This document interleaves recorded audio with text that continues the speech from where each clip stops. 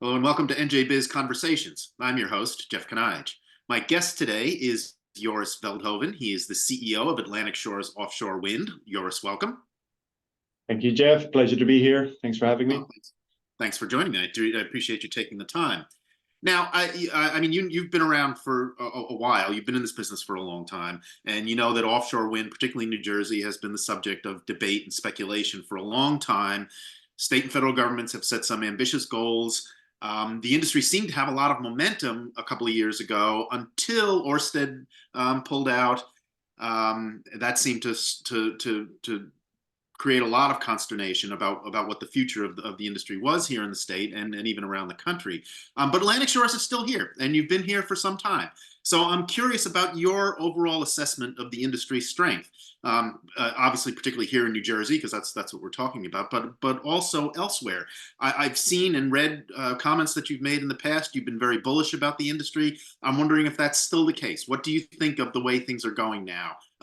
Start within New Jersey and then generally. Yeah, I know. And thanks again for having me. Thanks for that great introduction. Appreciate you following this industry closely, and pleasure to be here.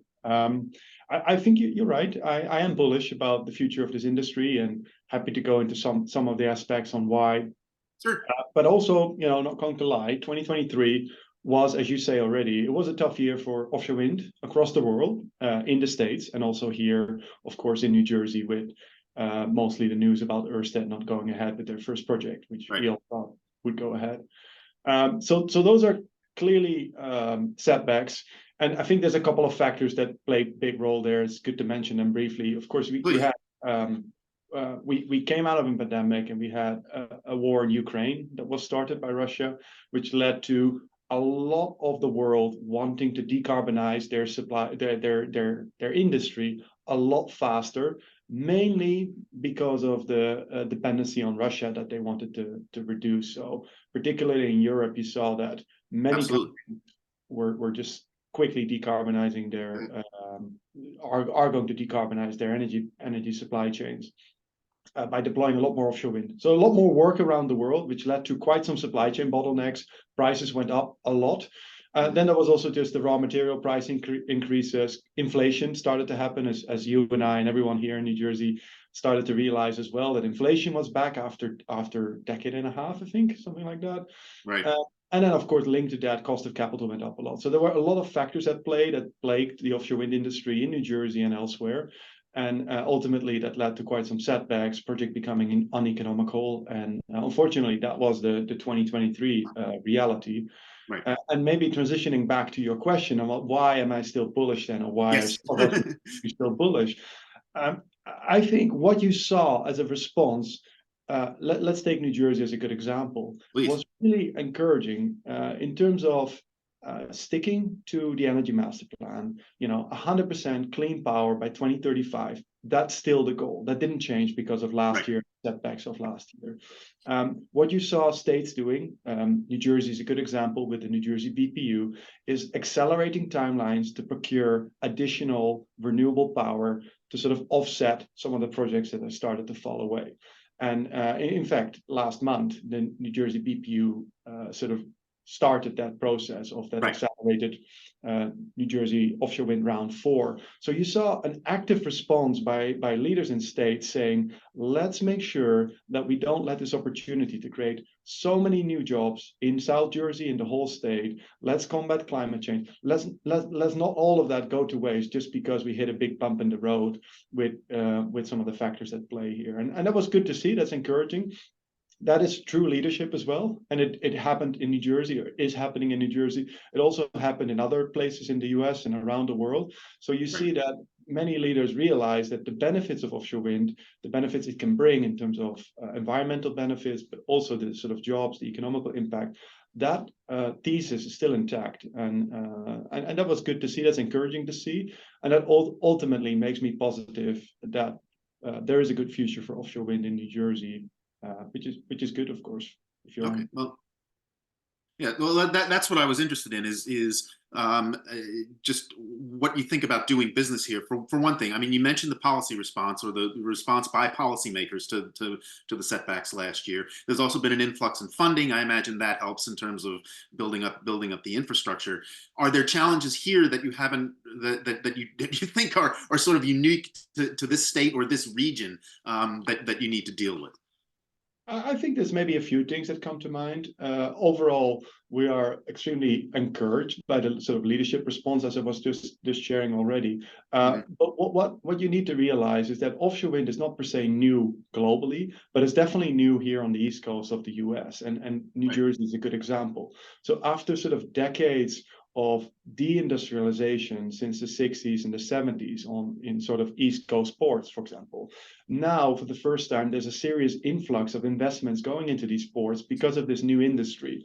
That's not per se unexpected, if you like, but of course it is a challenge. And how do we set up sufficient staging ports? Right. New Jersey and the New Jersey EDA, under the leadership of Tim Sullivan, their CEO, they set up this vision of having a state-backed offshore wind supply chain port that can really be the hub of the sort of a hub of the industry, not just for the state of New Jersey, but also for neighboring states. Well, that's an excellent vision, and that's actually what is being done. It's people are working there every week, every month, and for the last few years now.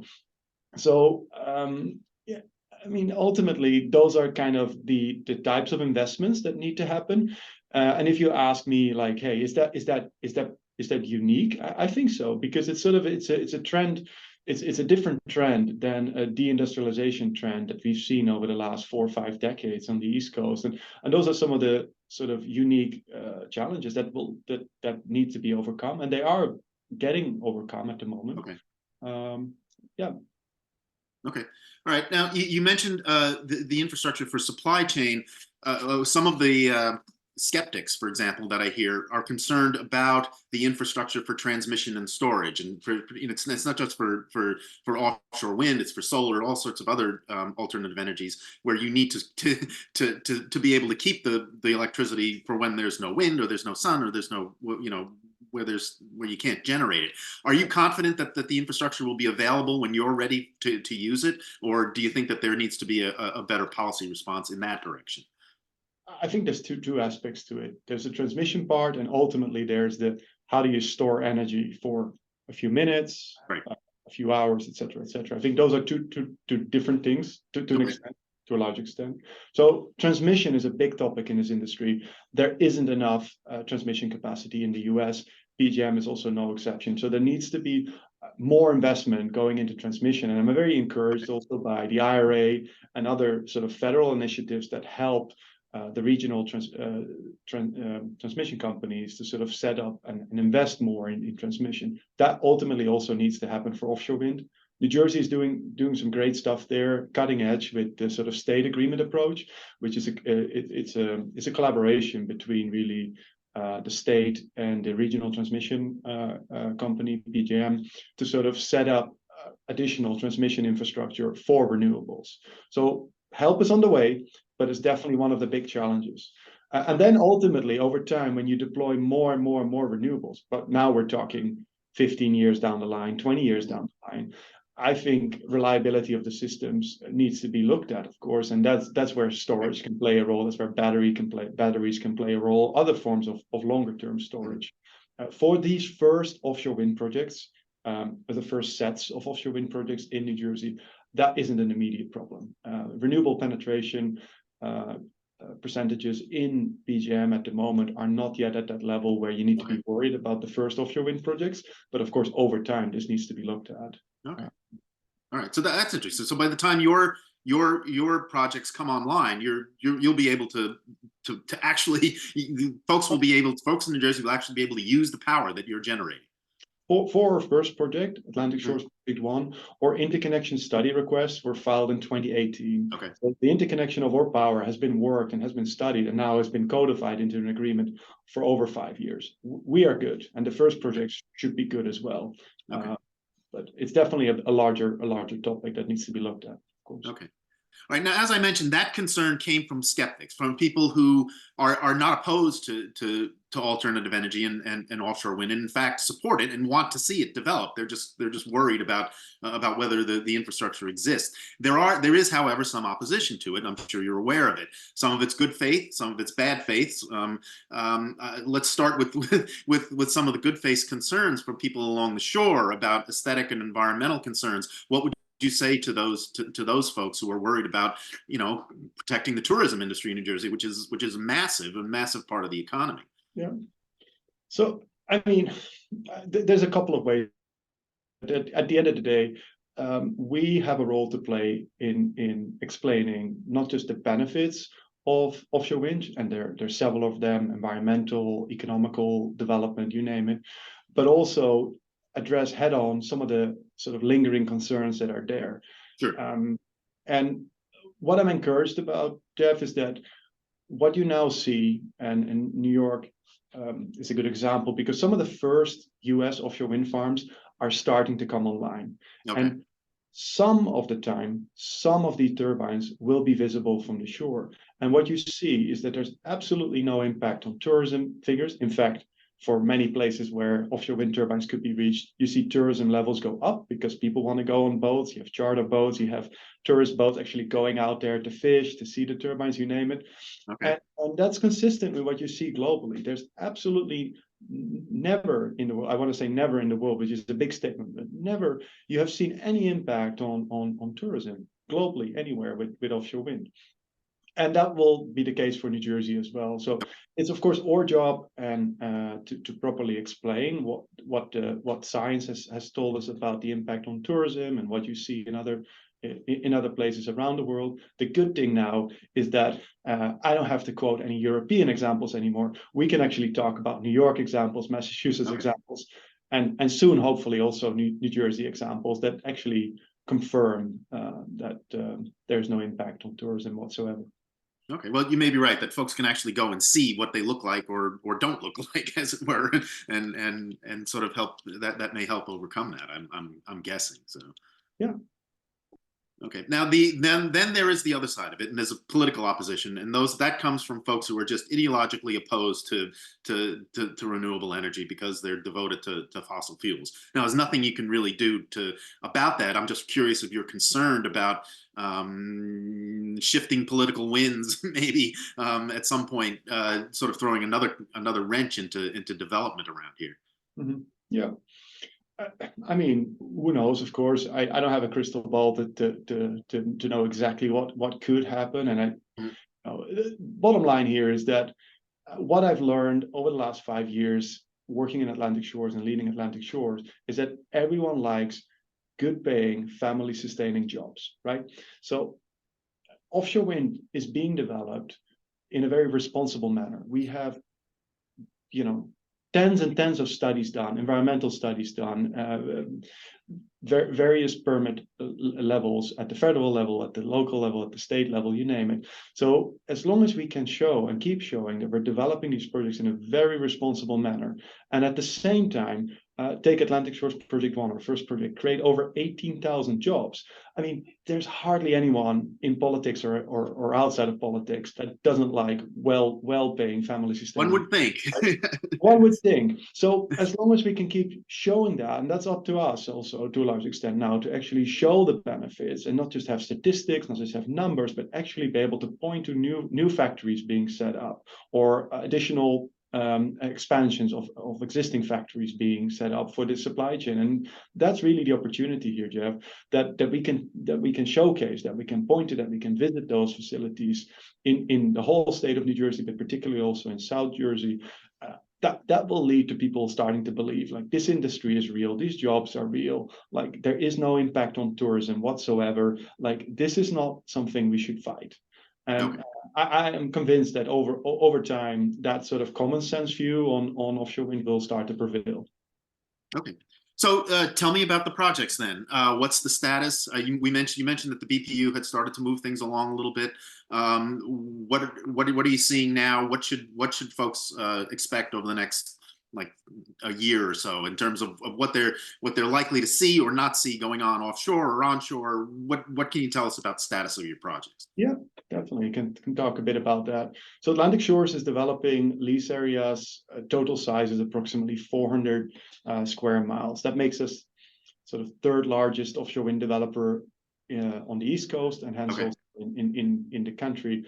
And we are developing 3 lease areas that we sort of have different stages of maturity, if you like. The first area that we're developing is the Atlantic Shores South area, which encompasses our Project One, which is our first project that many people know about Right. over the last few years and have gotten to know us from. And that is effectively shovel ready by end of the year.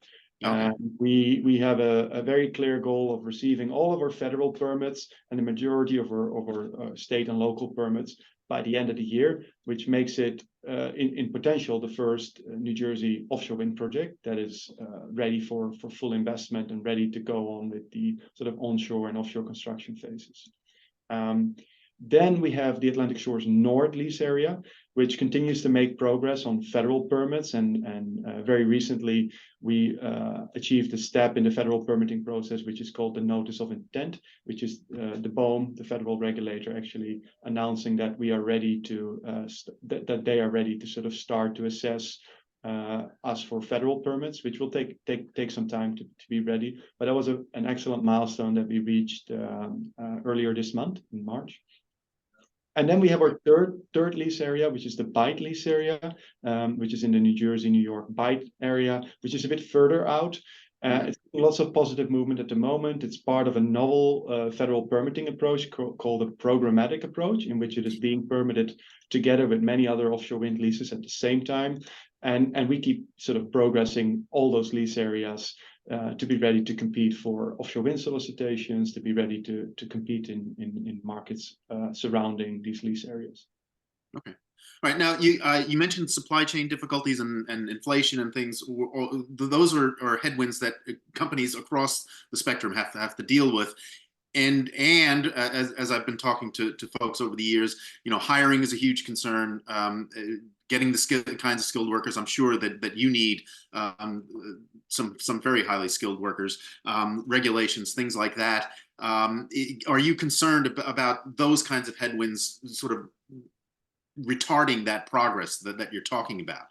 You mean in particular with skills and yes. You mentioned that first of all, have the supply chain issues worked themselves out? Number one, or have they been worked out? Number one, and number two, are you able to get the kinds of skilled workers that you need, and are you able to deal with the bureaucracy that lots of folks complain about here in the Northeast?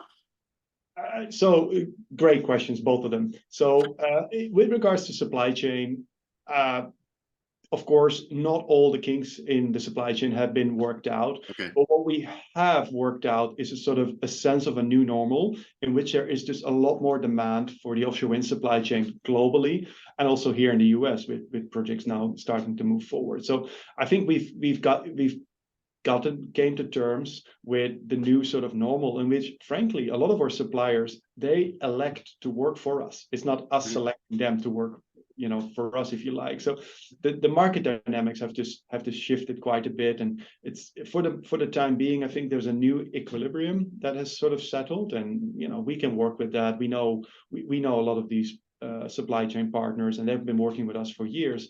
But getting used to that sort of new normal, that was a bit of a shock for all of us, Sure. suppliers included. More to be done there, but that's sort of being worked out, and as I was sort of sketching out to you. Then on the talent side, I'm actually super encouraged by the quality of the talent here on the East Coast in general, but New Jersey specifically. We have lots of collaborations going on with Rowan, with Stockton, with Rutgers, with other universities, and then also more and more with community colleges as we're getting ready for our workforce development.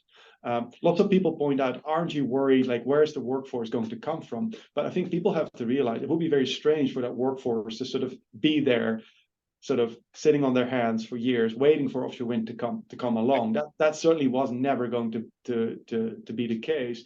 But see is that there's adjacent industries that still worked in industry, or that worked on utility scopes at the moment, and those contractors are super keen to work for offshore wind, to work with us, and they can do more in terms of workforce development, and we will play our role as Atlantic Shores as well. So super encouraged by the quality of the workforce that we are sort of eyeing at the moment, and then more to be done, of course, in training that workforce up for example, very exciting job of a turbine technician, like going up in these turbines, working on the ropes outside of these nacelles of like 900,000 feet high. Yeah, that's not something I could ever do, but I imagine that would be thrilling for a certain personality type. Absolutely. And yeah, those are new jobs. I mean, they didn't exist today. I was recently at one of we have three daughters, and I was at their school, and one of the teachers told me 50% of the jobs these kids will do in their life, they don't exist today. Okay, yeah. So keep that open mind. And I think offshore wind is one of those job categories that if you had asked people 10, 15 years ago, nobody would have probably thought, okay, I can work in offshore wind, and soon it will be a reality in New Jersey. So it's exciting. Okay. All right. Well, I didn't mean, I apologize if I threw a lot of negativity at you. I didn't mean to do that. I was just trying to explore a little bit about the kinds of issues that you're facing. So before I let you go, then, what I hear in your voice, what I hear you saying is that despite all of those problems that have come in the past, you're still optimistic about the industry here. And that's likely to last through the end of this year and into next year. Are you concerned about just the sort of economy in general? We're working its invisible hand on you. How do you see the next 12 to 24 months just in general about the development of the industry? Yeah, we tend to look, of course, at the near term, the next 12 to 24 months, as you say. Right. We also on that, because we are developing these projects that they will take a while to be constructed, right? So you're sort of looking at towards the end of the decade, 2029 and beyond, for our projects to be ready. At the end of the day, I think, Jeff, what is very encouraging for me is that the demand for power is going to go up, right? If you I listen to some of the other business segments, like anything that gets done in New Jersey, that particularly manufacturing or something at an industrial scale, needs power. If you think about some of these industries that New Jersey is trying to attract at the moment, right? The cannabis industry, or if you talk about AI and sort of digitalization and tech that New Jersey is trying to attract, East Coast is trying to attract at the moment as well. Those are some of the trends that are going on, and they will need power. There aren't simply enough wires and poles for that power. Sort of for that power to come from existing sources that can be extended in lifetime, etc. So new power will have to come online, and at the same time we're dealing with a climate crisis. So renewable power, to a large extent, is the way to go. And offshore wind, I mean, it's a fantastic power resource. The wind speeds off the coast of New Jersey in federal waters, they're good. They're very, very suitable for offshore wind. So those are the kind of fundamentals of like power demand going up. It needs to be met with most likely a lot of renewable power, and offshore wind is right here. Those are the fundamentals that make me optimistic. Any near-term effects of what could happen in the next year with the economy, what about inflation, what about cost of capital, we need to monitor it. We've gone through some major shocks last year, as we talked about, but the long-term trends are very much pointing us to offshore wind will play a role in the decarbonization and the sort of power supply of the future. Okay. Well, I think you're right in that people who use power, companies and business people who are consumers are really rooting for you, I think, because they do need that extra juice, as it were. So you certainly have that at your back as well. Good to hear. Okay. And as you say, this is going to be a long time developing. I hope you come back and give us an update and status update about how the work is going over the next few months. That'd be great. Yeah, it would be my pleasure. Always happy to come back and talk more about offshore wind. Excellent. Looking forward to it. Joris Veldhoven, CEO of Atlantic Shores Offshore Wind. Thank you very much for spending the time. I really appreciate you talking to me today. Thanks, Jeff, for having me. And thank you for watching. Until next time, stay safe, everyone.